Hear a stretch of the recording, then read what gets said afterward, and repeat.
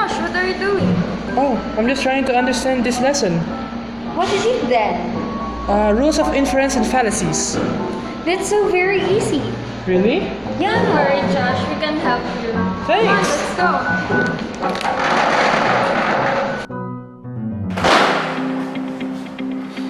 Welcome to Mathematics in Modern World. My name is Twinkle and I am Coleen. Before anything else, let's define what is an argument. An argument is a sequence of statements that starts with one or more premises and ends with a conclusion.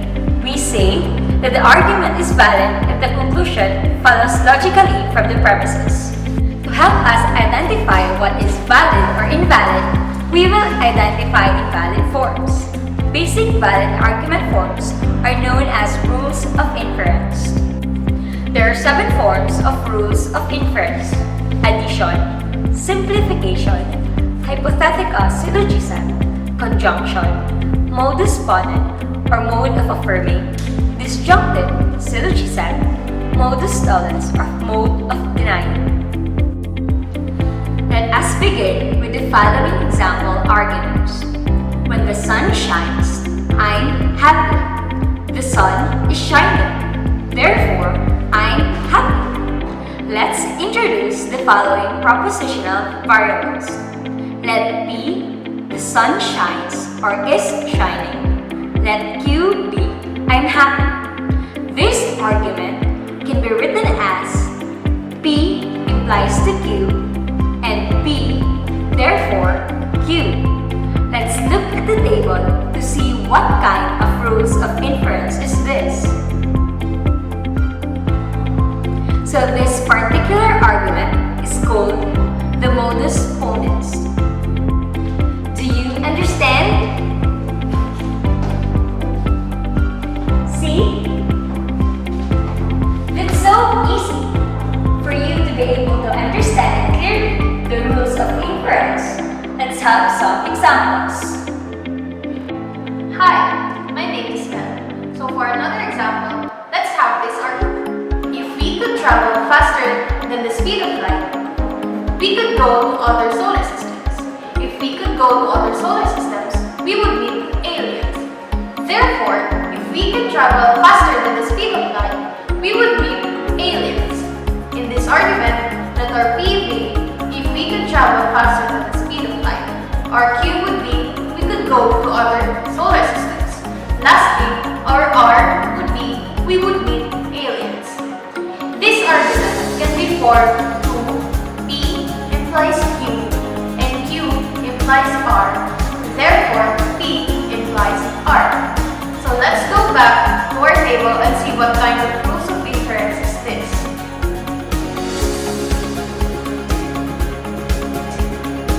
This argument is clearly an example of hypothetical syllogism.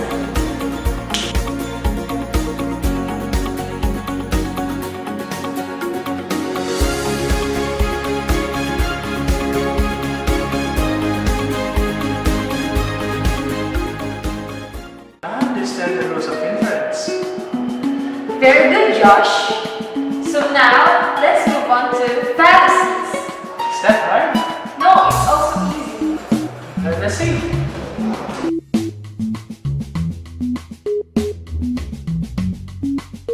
Fallacies are incorrect reasoning which appear to follow the rules of inference but are based on contingencies rather than tautologies.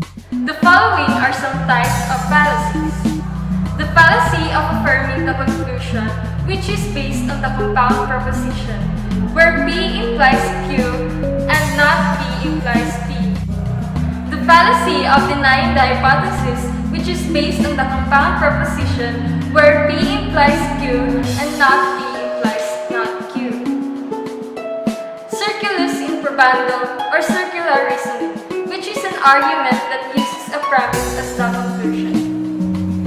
Let's look at the examples.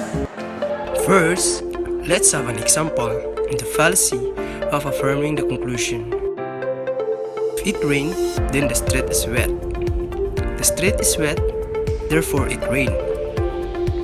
Let our P be if it in Q, the street is wet. This argument can be presented as P implies Q, and Q, therefore P. It may look like the form of a modus ponens, but it's actually different. This fallacy affirms the hypothesis, which is the P instead of the conclusion represented by Q. Hi guys, I am Chen. I have another example about the fallacy of denying the hypothesis. So let's take this argument. If you stop breathing, you will die. If you don't stop breathing, therefore you will die. So in this argument, RP would be if you stop breathing, and RQ would be you will die. So this argument can be formed as P implies Q and not P, therefore Q. If you look at it, it seems like the same with modus tollens. Instead of denying the conclusion, it denied the hypothesis. The last one is an example of circulus in probando or circularism. The Bible is true because God exists, and God exists because the Bible says so. As you can observe, we're just going in circle, hence the name circularism. So Josh, you must be really careful in determining whether an argument is part of rules of inference or a fallacy. Agree! We have to carefully identify which premises are hypothesis and conclusion. Wow, yes. I feel confident doing my homeworks. Thanks, guys! Bye!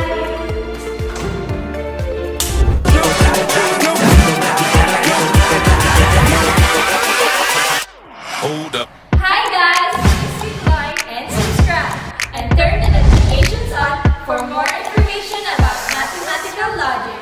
Thank you for watching. Bye!